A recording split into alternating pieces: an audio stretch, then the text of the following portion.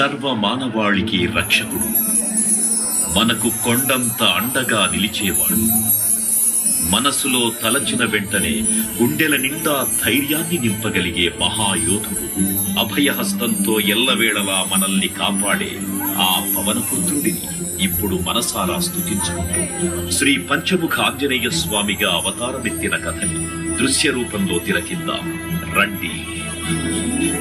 శ్రీయాంజనేయం ప్రసన్నాంజనేయం ప్రభాదిత్యకాయం ప్రకీర్తిప్రదాయం భజే వాసుపుత్రం భజే వానగాత్రం భజేహం పవిత్రం భజే సూర్యమిత్రం భజే రుద్రరూపం భజే బ్రహ్మతేజం.